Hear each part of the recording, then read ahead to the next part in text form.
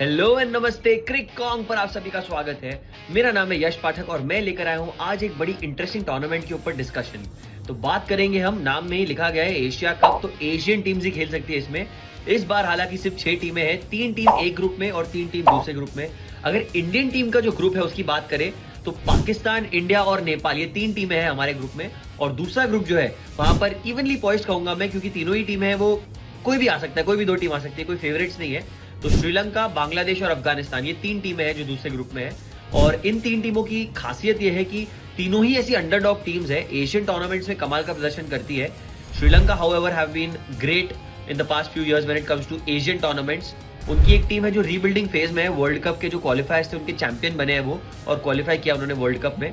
But बाकी जो 2 टीमें हैं उधर ऑलरेडी क्वालिफाई हो चुकी है। और हमारे ग्रुप की बात करें तो इंडिया, पाकिस्तान और Nepal, well it's a no brainer, India and Pakistan have to qualify and anything less than this will be definitely a disappointment for any of these teams। और नेपाल तो यही चाहेगी कि अच्छा शॉक दे सके, एक अच्छी विक्ट्री प्राप्त कर सके on either of the teams. तो हम बात करेंगे इंडिया के स्क्वाड की, क्योंकि इसके ऊपर बहुत सारे सवाल उठे हैं, बहुत सारे डिस्कशंस हुए हैं, कंट्रोवर्सीज हुई है।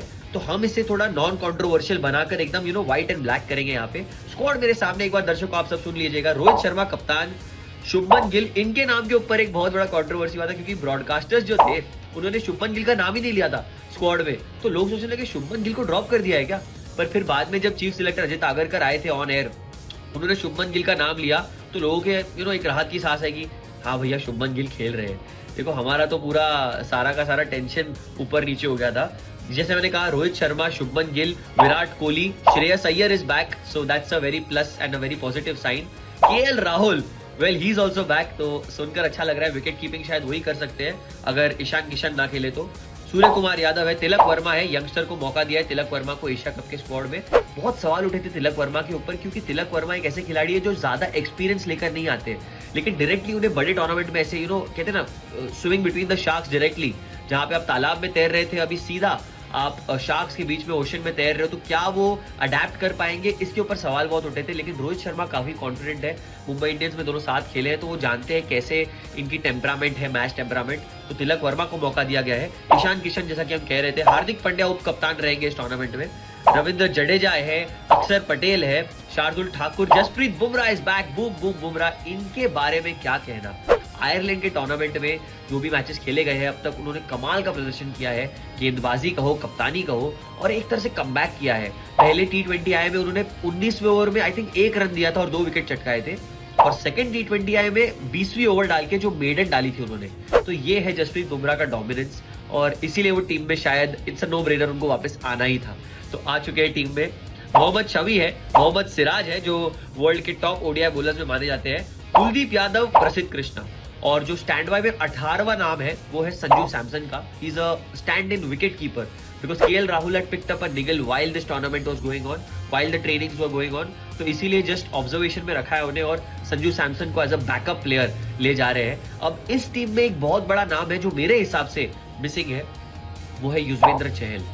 क्योंकि युजवेंद्र चहल एक ऐसे गेंदबाज है जिन्होंने पिछले कुछ सालों में इतना कंसिस्टेंटली परफॉर्म किया है, और उनको नहीं देखना है स्क्वाड में, एक थोड़ा सा वो इतना टेंशन का बात लग रहा है मुझे। क्योंकि आप जो भी बाकी टीमें देखें, जो दूसरे ग्रुप में 3 टीम है, या हमारे ग्रुप में पाकिस्तानी क्यों ना देख ले, सारी टीमों में एक अच्छा लेग स्पिनर जरूर है। आप बात करें शादाब खान की from Pakistan, Wanindu Hasaranga champion from Sri Lanka, और आप बात कर सकते हैं वन एंड ओनली करामती खान, अपने राशिद खान की। क्योंकि राशिद खान जो है वो जब गेंदबाजी करते हैं तो रिस्ट स्पिनर्स को जो परचेज मिलता है वो और किसी स्पिनर को नहीं मिलता।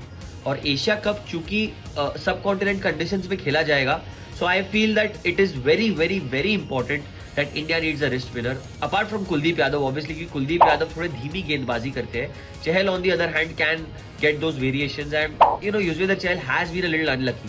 तो दर्शकों आप बताइए, आउट ऑफ 10 आप कितना रेट करेंगे स्क्वाड को। अगर मेरी पर्सनल रेटिंग में दूं इस स्क्वाड को, तो मैं दूंगा 8.5, क्योंकि मैं ऐसा सोचता हूं कि युजवेंद्र चहल को ना खिलाना थोड़ा एक टेंशन का माहौल बन सकता है। मैं ये भी सोच रहा था कि अर्शदीप सिंह को मौका नहीं दिया है यहाँ पर, और प्रसिद्ध कृष्णा के ऊपर इन्होंने भरोसा जताया है, जबकि वो जस्ट इंजरी से बाहर निकले हैं। और तिलक वर्मा को भी एज ए यंगस्टर अपने टीम में लिया है। तो ये 2-3 ऐसे सिलेक्शन है जो थोड़े से टेंशन भरे हो सकते हैं, लेकिन देखिए जो होता है अच्छे के लिए होता है। इंडियन टीम ने ये बेस्ट 17 तैयार की है, तो all the best to this Indian team in the Asia cup. और पिछले एशिया कप के ऊपर भी हम जल्दी बात करेंगे, जिसमें मैं आपको एक रिकैप देने वाला हूं। अभी कुछ देर में और मैं बताऊंगा कि पिछले एशिया कप में एग्जैक्टली हुआ क्या था, क्योंकि इस बार जो एशिया कप खेला जा रहा है वो 50 ओवर के फॉर्मेट में खेला जा रहा है और जो पिछला एशिया कप था वो T20 फॉर्मेट में खेला गया था। अब ये क्यों खेला गया था, इसके पीछे भी एक स्टोरी है, क्योंकि जो T20 वर्ल्ड कप है वो पिछले साल खेला जाना था। तो जो T20 वर्ल्ड कप जिस साल होता है उस साल एशिया कप 2020 फॉर्मेट में होता है। इस साल चूंकि 50 ओवर वर्ल्ड कप है तो 50 ओवर फॉर्मेट में होगा। तो ऐसे ही एशिया कप है ना, अडेप्ट करते रहता है अपने वर्ल्ड कप के टूर्नामेंट्स के हिसाब से। और 2022 का एशिया कप बड़ा इंटरेस्टिंग था। मैं आपको बताता हूँ क्यों, क्योंकि उसमें कुछ इंटरेस्टिंग सी चीजें ऐसी हुई जो हमको सरप्राइज कर गई। जो था विराट कोहली का वो फाइनल 100 जो अफगानिस्तान के खिलाफ सुपर फोर्स में आया था, क्योंकि हम पूरे सालों से वेट कर रहे थे कि कब विराट भैया 100 लगाएंगे अपना। और देखिए गए कुदरत का करिश्मा या फिर विराट कोहली की किस्मत, क्योंकि उन्होंने लगा दिया शतक सुपर फोर्स में और अफगानिस्तान के सामने जो एक अच्छी टीम मानी जाती है उनके सामने एक बहुत बढ़िया शतक लगाया, प्लस एक T20 फॉर्मेट में अपना पहला 100 लगाया इंडिया के लिए। तो वो भी एक बहुत इंटरेस्टिंग सा एक स्टैट था। और अगर हम ग्रुप स्टेजेस की बात करें तो ग्रुप ए में इंडिया, पाकिस्तान और हांगकांग थी, और ग्रुप बी में same as this time Afghanistan, Sri Lanka और बांग्लादेश। ग्रुप बी को हाउएवर अफगानिस्तान ने टॉप किया था और सेकंड थी श्रीलंका। और ग्रुप ए में there was no surprise at all, India वो number 1 and number 2 was Pakistan.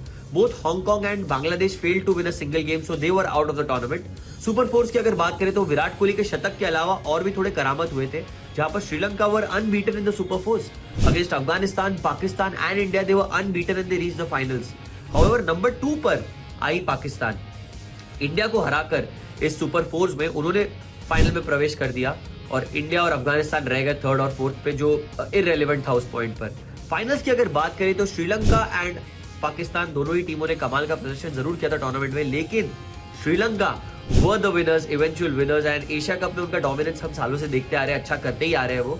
और T20 फॉर्मेट में आप देखेंगे तो वनिंदु हसरंगा का कमाल चल गया। और वनिंदु हसरंगा का ये जो सेलिब्रेशन है, मैं पता नहीं क्यों मुझे इतना अच्छा लगता है ना इसका सेलिब्रेशन।